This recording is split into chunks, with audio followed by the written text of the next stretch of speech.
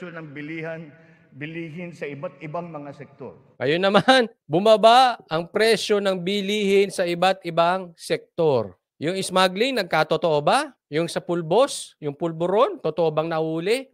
Ngayon, tanungin ko kayo, punta kayo sa palengke ninyo bukas. Punta kayo sa kanto, punta kayo sa tindahan. Tanungin ninyo, bumaba ba ang presyo? Ako, kaya kong sabihin po sa inyo, kasi ako nag-grocery, ako namamalengke. Ako nagpapagasolina. O, alam ko, mataas po ang presyo. Mas mataas ngayon kaysa dati. Alin po doon ang sinasabi niyong bumaba ang presyo? Real talk po, asaan po doon? Yan ang problema sa atin eh. Napatunayan natin na kayang maipababa ang presyo ng bigas, karne, isda, gulay at asukal. Malaking tulong. Ano nga doon ang bumaba? Bigas! Marcos, tuloko mo ba kami talaga? Kayang ibaba ang bigas. Eh, ba't hindi nyo ibaba? Isda, karne? Ano na yan? Ang Kadiwa Store na ating muling binuhay at inilunsad. Ang layunin ng Kadiwa ay pag-ugnayin ang mga magsasaka at ang mga mamimili.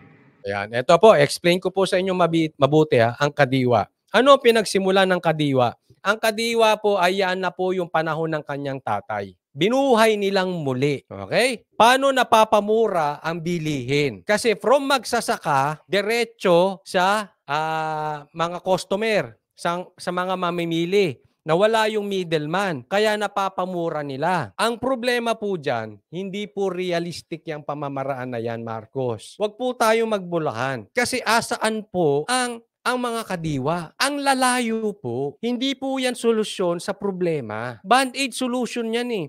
Dapat ang ginagawa niyong solusyon na kahit pag-alis ninyo, magtutuloy-tuloy yan. Hindi po magtutuloy-tuloy ang kadiwa. Pangalawa, kahit sa panahon ninyo, hindi yan magiging solusyon. Bakit? Bilang po ang kadiwa.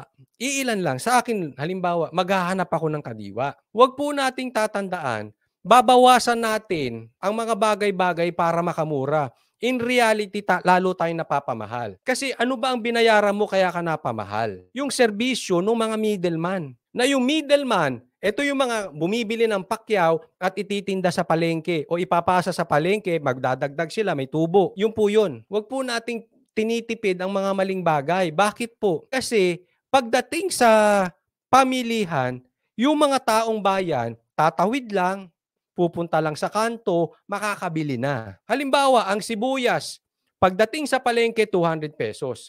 Sa Kadiwa, 100.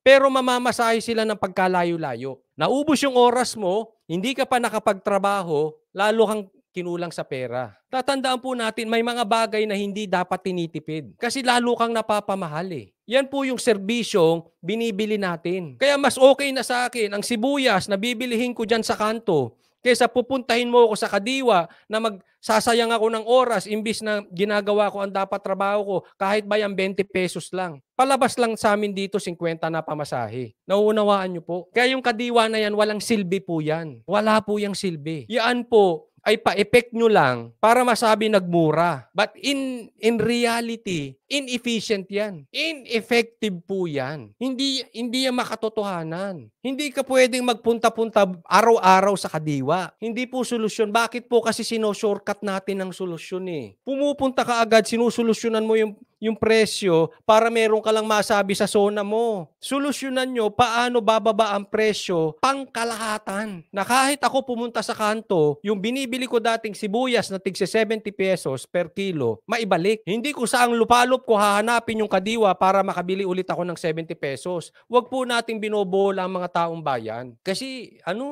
yung pagsolusyon natin sa problema, malayo sa katotohanan. Tandaan po natin, ang pagsolusyon sa problema, hindi pang speech, pang araw-araw na sinasalubong at na-experience ng taong bayan. Yun ang solusyon. Walang iba pang namamagitan.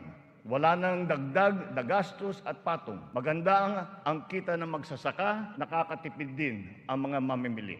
Ito, wag po kayong magagalit sa mga Pilipino ha. Yan po ang ugali. Yan yung sabi nila makakatipid. Again, hindi ko naman nilalahat, okay? Ako kasi, rin ako matipid din akong tao. Pero tinitingnan ko yung pagtitipid sa tamang paraan. Kaya marami sa ating Pilipino may pagka-employment mentality. Hindi po kasi ganun. Di ba aling gumastos ka sa bagay na magbabalik sa'yo ng kita. Hindi lahat po ng pagtitipid ay tama. Kung ibabalik naman sa'yo nito kita, halimbawa, bumili ka na lang sa kanto kaysa mahal, pero nakapagtrabaho ka. Halimbawa, karpintero ka, nakapagtrabaho ka, magkano per day? Nakapag-live ka, nakapag-edit ka, nakapag-ano ka, naglabas ka na mas mahal, nakatrabaho ka na maayos, mas malaki bumalik sa yung pera. Eh si Marcos, parang tinuturuan niya yung Pilipino na basta mura, tama. Hindi, mali. Yung kadiwa is a lie. Alam mo, ang hilig pa kasi ng gobyerno na to. Huwag po kayo magagalit, but this is real talk. Ang hilig natin po, itong gobyerno na to sa branding. Kasi yung kadiwa ay tinayo ng kanyang tatay, binabalik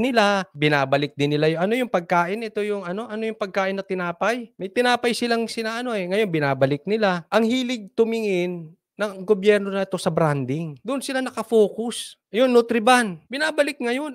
Pinanood ko. Yan daw dapat ang kainin ng bata kasi kumpleto. Yan kasi masustansya, may protein. Anong protein? Puro process yung ginawa nyo doon sa tinapay. Excuse me, wag nyo, maisingit nyo lang yung ginawa ng tatay nyo, nagkadiwa, Nutriban, ipasok lang. Kahit wala naman, malayo naman sa katotohanan. Ano? Saan tayo nakafocus? Sa branding. Same thing na ginawa nyo sa Pagcor. Same thing na ginawa nyo sa Love the Philippines. Same thing na ginagawa ninyo sa Bagong Pilipinas. Ano lahat yung mga yan? Branding. Puro focus natin branding. Focus natin yung talagang maitatawid, yung gutom, yung trabaho ng mga Pilipino. Hindi po branding. Sa mahigit 7,000 kadiwa na idinaos sa buong Pilipinas, 1.8 million na pamilya ang nakinabang sa mababang presyo ng bilihin. O sige nga kayo, tanungin ko. Here we go again sa mga numero. O, tanungin mo yung mga kababayan mo. Sa kanto ba nila merong kadiwa? Sa kabuuan, halos 700 milyong piso ang naging benta ng mga ito na nakapagbigay ng hanap buhay sa mga membro ng mahigit 3,000 na kooperatiba at samahan. Asan sila? Sa amin dito, nagkaroon ng kadiwa. Dito sa loob ng subdivision namin, one day, hindi na nasundan. Anong gagawin ko? Bibiling ko yung lahat ng yon, tago ko para dito may 1 year supply ako? Maganda ang nakita nating resulta, kaya papalawigin pa natin ang kadiwa sa buong bansa. Kamakailan lamang, Ito na naman mga palakpak boys. Kamakailan lamang ay nagsanib puwersa na O sabi ni Garski, never pa ako nakakita ng kadiwa. ang mga ahensya ng pamahalaan upang Nagsanib na ang puwersa ng ahensya ng pamahalaan. O, nagsanib na kayo talagang lahat. O, may sanib kayo. lalo pang patibayin ang kadiwa. Katuwang natin dito ang buong sektor ng agrikultura at ang lokal na pamahalaan. Kaya abangan namin yan next year. Dapat sa kanto, parang pure gold. Alam nyo ba mas efficient pa ang pure gold kaysa sa kadiwa? Yung palengke ninyo, yung wet market ninyo, mas efficient, andyan lang sa kanto, di ba? Next year, tingnan natin ano nangyari dyan sa kadiwa. Kung hindi, puro lang kayo ganyan. Our aim is to boost our local agricultural production through consolidation, modernization, mechanization, and improvement of value chains, Lahat ng augmented by sensation. timely Sensation. and calibrated importation as needed. Calibrated Sa mga nakalipas importation. na buwan, nakita na kailan lamang, Wala, sorry. kamakailan Calibrated. Napindot ko, calibrated importation. Puro kayo import dahil para bumaba ang presyo, wala namang bumaba. lamang ay nagsanib puwersa na ang mga ahensya ng pamahalaan upang lalo pang patibayin ang kadiwa. Katuwang natin dito ang buong sektor ng agrikultura at ang lokal na pamahalaan. Our aim is to boost our local agricultural production through consolidation, modernization, mechanization, and improvement of value chains, augmented by timely and calibrated importation as needed. Ayun, tapos na pala. Calibrated importation as needed. Pati importation nyo, mali. Next tayo. Nauna, hahabulin. Your days are numbered, smuggling. Pangalawa, droga. Pangatlo, bumaba daw ang presyo. Sabi niya, hindi ako ha. Si Marcos ang nagsabi niyan. Hindi ako.